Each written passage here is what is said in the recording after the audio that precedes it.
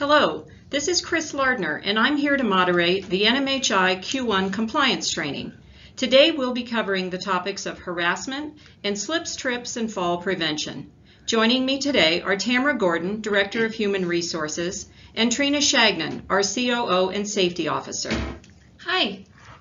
Hi, Chris. We'll cover two topics today, starting with workplace harassment, and then we'll be reviewing ways to prevent slips, trips, and fall. That training is an OSHA requirement. We'll then ask you to complete a brief quiz. We'll also be reviewing upcoming compliance training for the rest of the year. Trina, let's begin with the review of our mission and vision. Absolutely, Chris. I always like to take a moment and just remind ourselves why we're here. And so it's NMHI's mission to deliver exceptional care by a compassionate team for a healthier world. And two, our vision is to be innovative leaders in patient care, trusted partners in healthcare management services, and to demonstrate character and kindness in all that we do. Our values support the training initiatives that we're discussing today. Respect and trust don't mix with a hostile work environment. And in fact, all of these values are impacted by harassment in the workplace. It's timely and important for us to discuss this topic. So the goals of this training are to encourage employees to identify, report, and address harassment behavior here at New Mexico Heart Institute. Further, we want to prevent employees from getting hurt by reviewing slip, trip, and fall hazards and injury prevention. This training is a new OSHA requirement. Tamara, we've heard a lot about harassment in the news. This seems to be on the national agenda a lot. Yes, the issues on the news brings this to everyone's attention.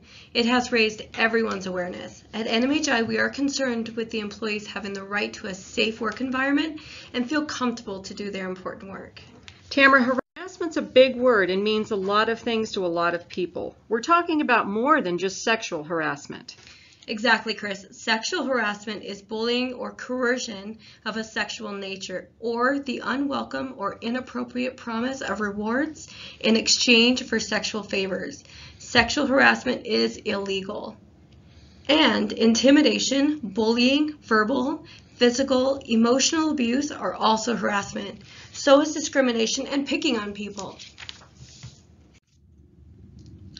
Sometimes people are having a bad day though, Tamara. They're stressing and they might raise their voice and their actions might be intimidating. How's that different from harassment? Well, it's important that we all take responsibility to recognize our stress and burnout. We need to manage it. It's important to recognize when that someone may be stressing and back away. Sometimes it's better to continue a conversation at a later time when things calm down a bit. But at the point where you feel intimidated or this is becoming a pattern, you need to speak up to the person or at the least report the behavior, and we can help you work through it. This short video will review behaviors that are not acceptable in the workplace. We'll then come back to talk about how to respond to those behaviors at NMHI. I also appreciate that video illustrates what is not harassment. It seems like everyone is talking about bullying and harassment. But what does it mean for you and your workplace? So first off, what is workplace bullying and harassment? It includes any inappropriate conduct or comment by a person towards a worker that the person knew or reasonably ought to have known would cause that worker to be humiliated or intimidated. Examples could be yelling or name-calling, vandalizing personal belongings, harmful hazing or initiation practices. There might be a single perpetrator or a group. There may be just one target or many. Bullying and harassment can occur between coworkers or between the employer and a worker. Or it can come from external sources, such as members of the public, clients and customers, or workers from other organizations. Bullying and harassment also extends to online activities. Cyberbullying can occur through email, text messages, social networks, and other websites. What is not considered workplace bullying and harassment? Managers and supervisors have many responsibilities. Decisions relating to job duties, workloads, deadlines, and performance management, or the direction of workers and the workplace are not bullying and harassment. I know that the employees shouldn't feel like they're out there alone when a harassment situation arises. How do they get help? It's a great question, Chris.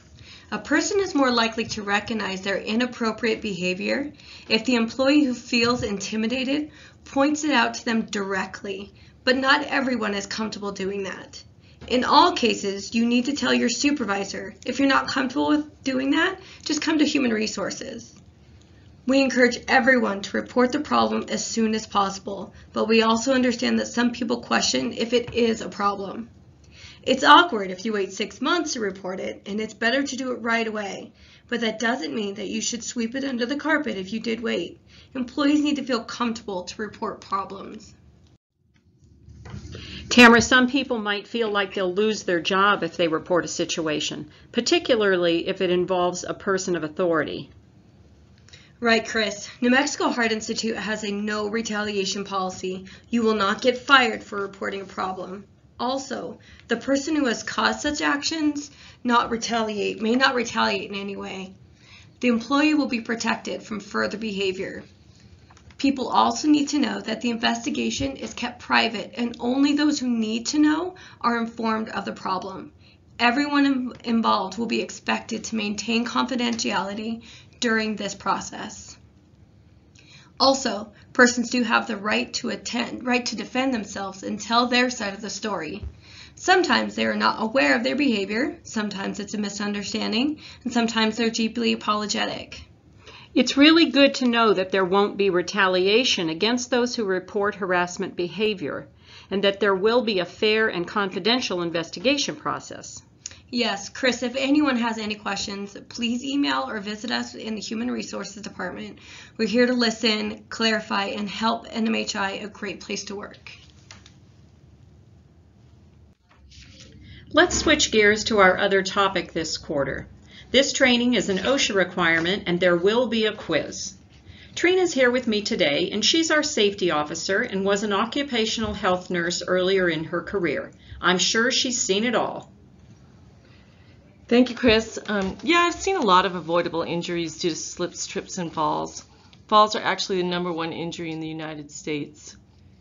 The annual direct cost of disabling occupational injuries due to slips, trips, and falls is estimated to exceed $11 billion. Trina, what are the common causes of slips, trips, and falls? What are the most common problems in healthcare? Well, Chris, as you look at this list, all of these hazards affect us in healthcare. We really need to pay attention to these hazards, correct them, or report them.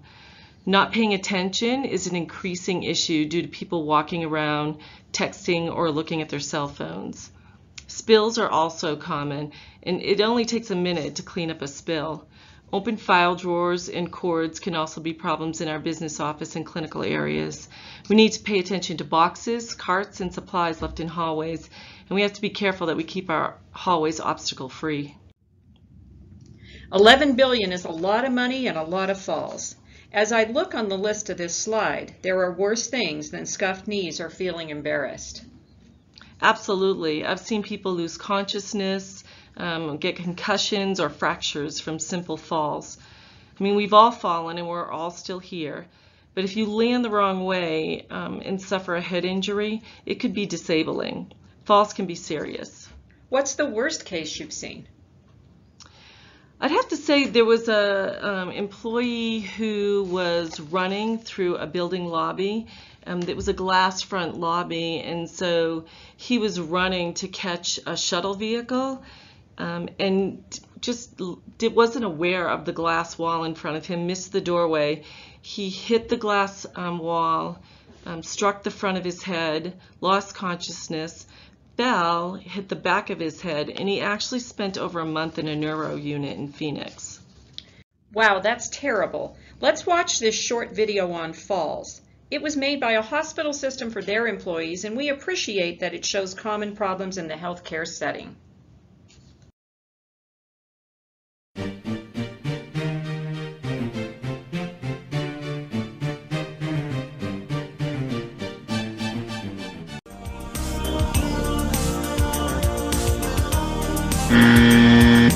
Push your chair back in. Watch where you're walking.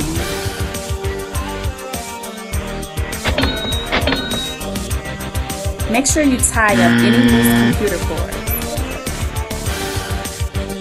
Don't climb in that chair. That's what ladders are for.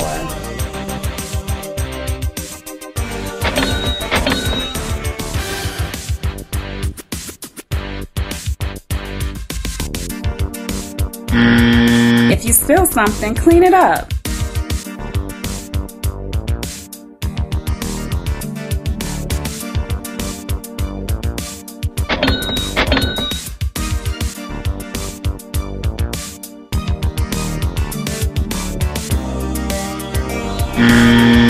Don't move safety signs until the hazard is completely gone.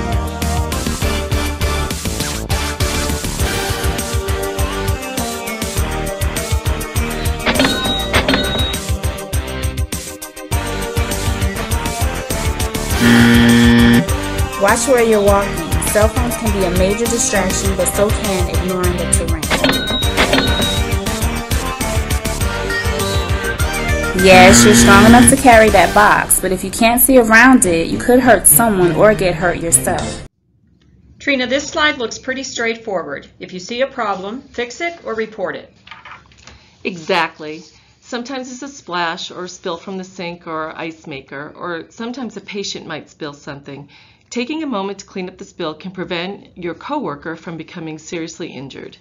Pay attention to open drawers and obstacles in hallways. If you see something, report it. I actually had a fall while going down the back stairwell last year. Thankfully, I was holding onto the railing, but when I stepped off that last step onto the landing, I slipped and fell. I reported it to facilities and to HR, and now they have a carpet down so no one else will slip and fall there. It's really all of our responsibility to report problems so that other staff members aren't being injured. Thanks for the reminder, Trina. Here are some next steps for our fall prevention program. Those who use ladders will receive ladder training. In a few months, we'll be involving all employees in monthly safety rounds. People will rotate on a monthly basis to do a safety check in all areas of the clinic to find any hazards. More to come on this. Here's our schedule for compliance training for the rest of 2018. We'll be back the first week of May for live training on dealing with the potential situation of an active shooter or other violent situation. We'll also repeat our OSHA, HIPAA, and Medicare review later in the year. Thank you so much for your attention today, and we appreciate all of you.